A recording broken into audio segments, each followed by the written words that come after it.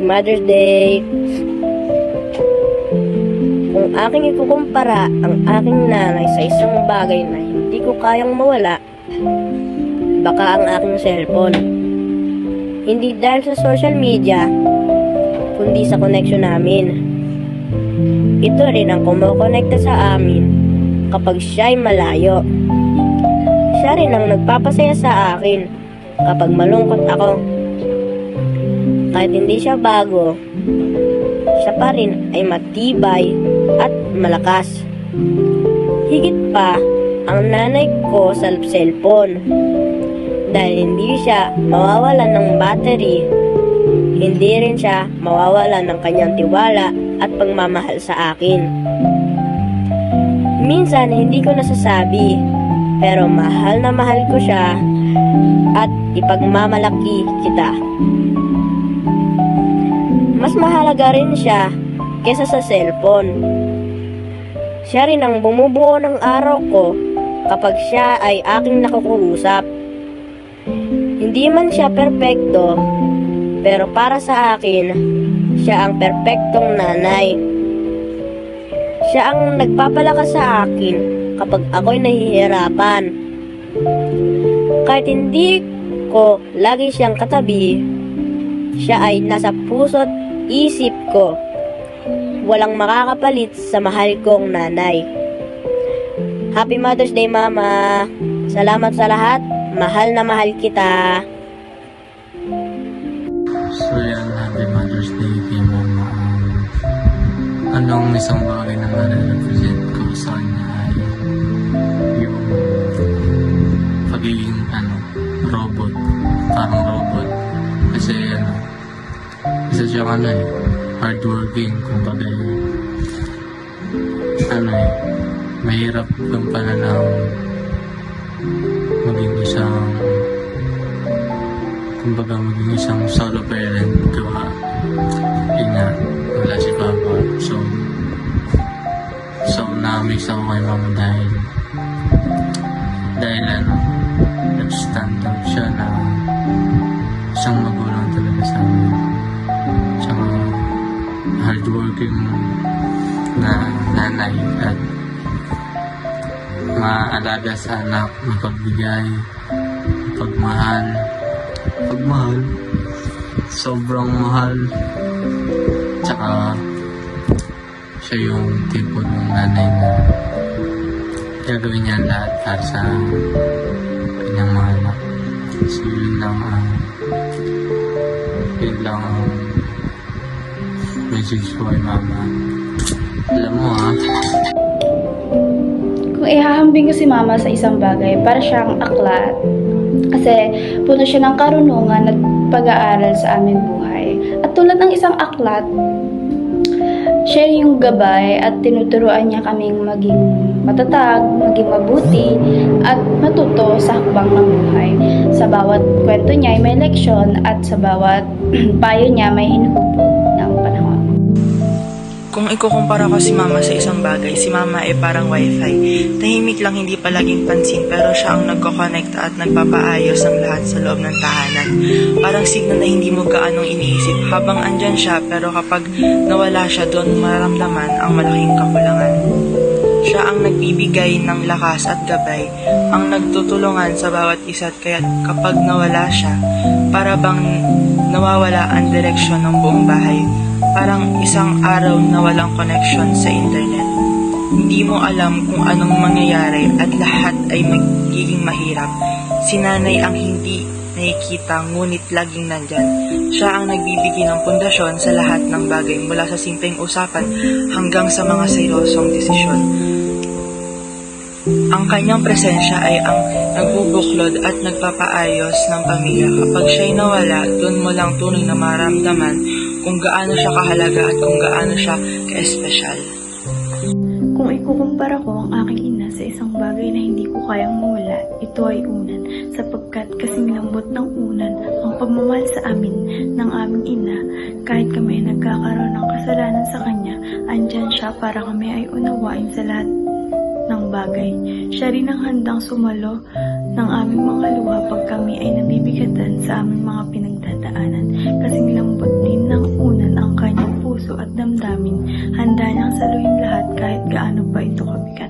Happy Mother's Day, Ma. I love you. Kung ikukumpara ko po si Mama sa isang bagay na hindi ko kayang mawala, siguro po ikukumpara ko siya sa isang libro. Ang isang libro po, syempre puno po ito ng kaalaman, pero may iba't ibang types din po ng libro na mayroong iba't ibang kaalaman. Like cookbooks, dictionaries, guidebooks, novels. And in that way po, I guess nasasabi ko po na si Mama, isa siyang libro na mayroon ng lahat ng qualities ng iba't ibang libro. And since sa libro po tayo kumukuha ng kaalaman, in that sense po, marami din po akong natututunan kay Mama. Natutunan ko po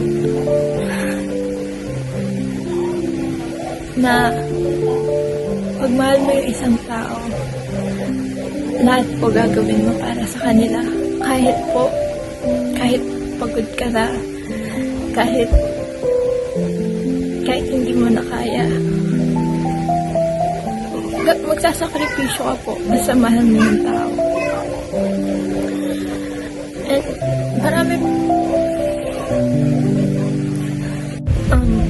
over the years po, I've been attached to books. Like, they're kind of my comfort place. And even though hindi po kami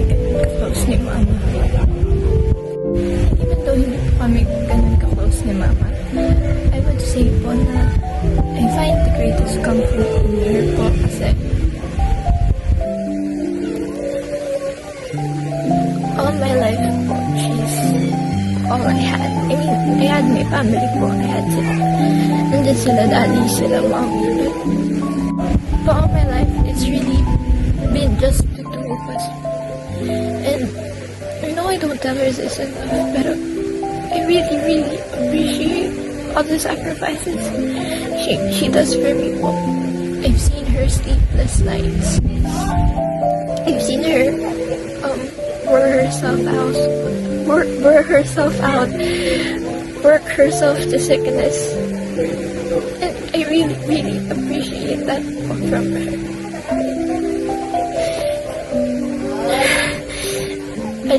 Gusto ko po mag-sorry kasi alam ko na naging makulit ako.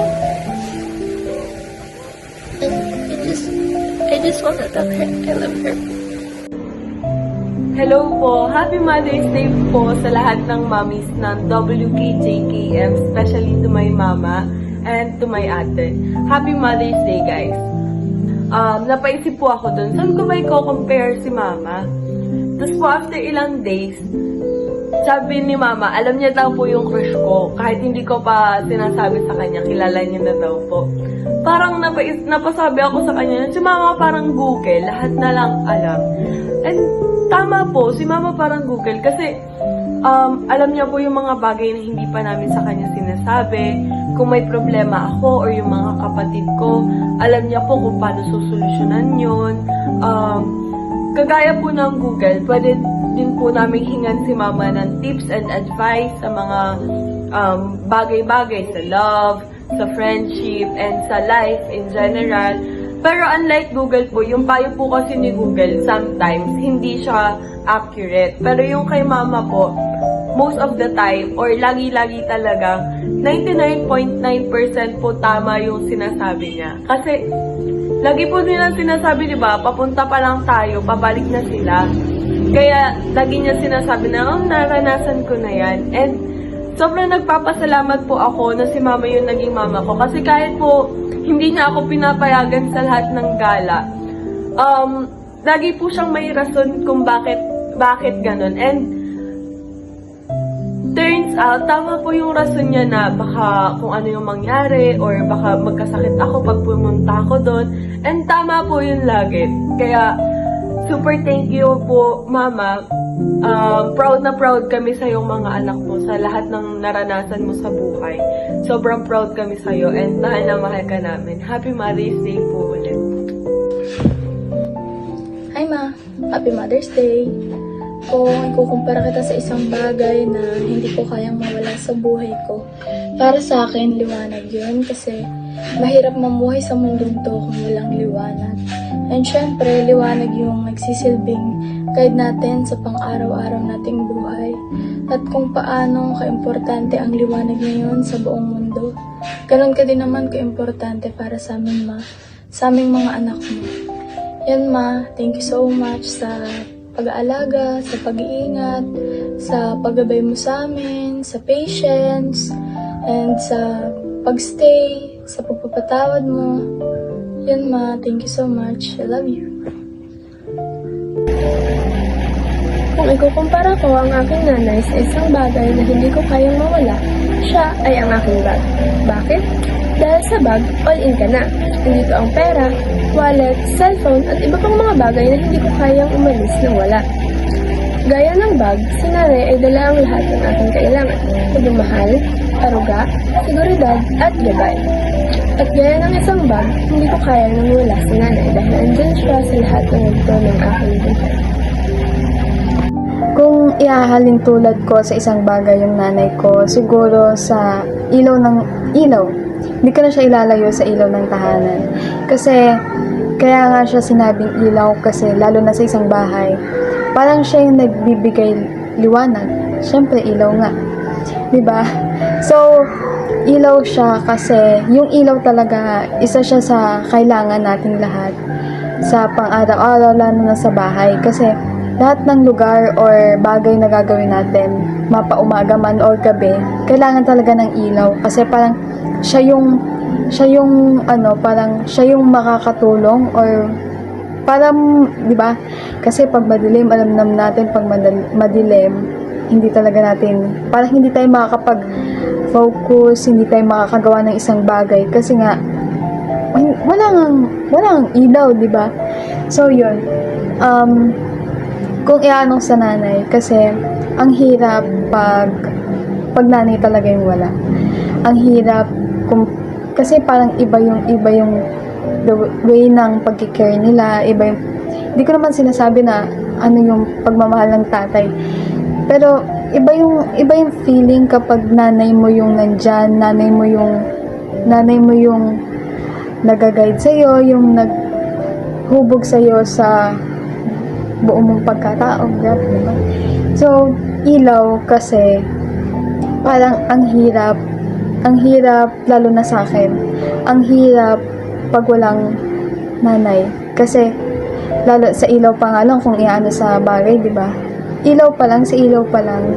Sobrang hirap ng makakilos, hirap ng makagawa ng isang bagay, diba? Kasi nga hindi mo makita kasi nga madilim, di ba? Walang ilaw. So, ayun, sa ilaw siya kasi sobrang halaga niya para sa akin. So, kung i-compare ko man si Mama sa isang bagay na hindi ko kayang mawala, siguro yun ay sa isang puso. So, bakit puso?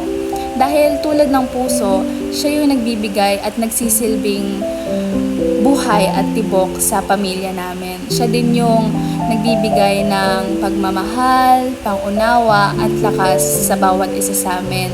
'Di ba? Katulad nga ng puso, kapag tumigil to, natigil din yung buhay. Ganon din si Mama para sa akin dahil si Mama at puso ay parehong simbolo ng buhay para sa akin. So, yan lang po. Happy Mother's Day to all our mothers out there. Una po sa lahat, binabati ko po lahat ng mga kananayan dyan. Happy Mother's Day po sa inyo. And syempre sa aming pinakamamahal na nanay ni Pastor Arwin, Happy Mother's Day, Nay. Salamat sa Panginoon dahil ikaw yung binigay na nanay sa amin. At salamat sa lahat ng sakripisyo mo, sa pag-aalaga mo para sa family. Patuloy kang bigyan ng kalakasan at mahabang buhay pa. And we love you. We love you. And Happy Mother's Day ulit, Nay. Isang bagay na pwede kong ikumpara sa aking nanay at ayoko ding mawala. Siguro ito yung tahanan. Tahanan kasi malaki yung pagkakapareho nila. handa ka niyang protektahan sa lahat ng unos, ulan, bagyo, init, lindol, kahit ano pa. Ganon din yung aking nanay eh. Handa niya kaming protektahan sa lahat ng pagkakataon. At i-cover ka talaga niya. Iingatan ka niya. Yun yung nararamdaman ko sa aking nanay. At ayoko din siyang mawala dahil sa kabila ng mahabang panahon na kahit wala ako, na nasa malayo ako, alam ko na may uuwian ako.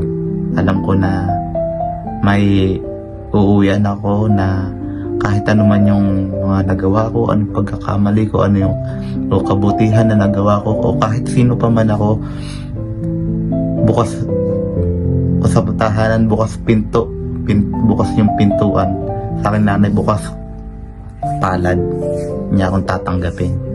At yun, ganun din ang ako sa kanya, na kung paanong iniingatan at ayaw niya na kami ay nasasaktan. Ganun din ako na handa rin akong protektahan at gagawin ko ang lahat upang maprotektahan yung aking tahanan, yung kapayapaan sa loob ng aming tahanan. Kaya ayun, muli binabati ko ang aking nanay ng Happy Mother's Day. Mahal na mahal kita, at yun nga, handa akong gawin ang lahat para mapasaya ka pa at maramdaman mo yung buhay ng hindi nahihirapan. So, nanay, di man namin lagi nasasabi ng iyong mga anak ay mahal na mahal ka namin. Mahal na mahal ka namin. Ramdam mo yan. Alam ko ramdam mo yan na mahal ka namin. Mahal kita, Nay. Love you. Hello po sa inyong lahat, magandang umaga po. Espesyal po ang araw na ito dahil ngayon ay ipinagdiriwang natin ang buhay ng ating mga nanay. At alam nyo po, simula nang ako ay ng ibang bansa, lagi akong nagiging emosyonal kapag ang pinag-uusapan ay pamilya, lalong-lalo na ang nanay. Dahil for the first time in the 34 years of my existence, ngayon lang po ako nabuhay na malayo sa aking pamilya, lalong-lalo na sa aking nanay. Kaya hinahanap-hanap ko ang kanyang pag-aalaga, hinahanap ko yung kanyang, kahit hindi siya malambing, hinahanap ko yung kanyang paraan ng pagiging nanay sa akin. Kaya naman sa lahat po ng nanay, lalo na sa aking nanay, Happy Mother's Day po sa inyong lahat. Sa aking nanay na maihahambing ko sa isang hangin, dahil sa mga oras na ito, hindi man kita laging nakikita, hindi man kita napapansin, pero nararamdaman ko na lagi kitang kasama sa pamamagitan ng panalangin mo sa akin. Tahimik ka lang, pero alam ko kung gaano ka kalakas at gaano ka ka-powerful dahil prayerful kang tao. Kaya pinagpapasalamat ko sa Diyos ang buhay mo, nanay. Salamat sa pagpapalaki mo sa akin, sa aming magkakapatid. Salamat sa pagtuturo mo ng kagandahang asal sa aming lahat. At salamat dahil itinaguyod mo kami. Kung ano ako ngayon, kung ano kami ngayon, yun ay dahil sa iyo. Kaya maraming salamat. Happy Mother's Day. Wala man akong regalo ngayon, pero pinapangako ko pag uwi ko, araw-araw Mother's Day. Salamat. Salamat sa inyo lahat. Happy Mother's Day, WJKM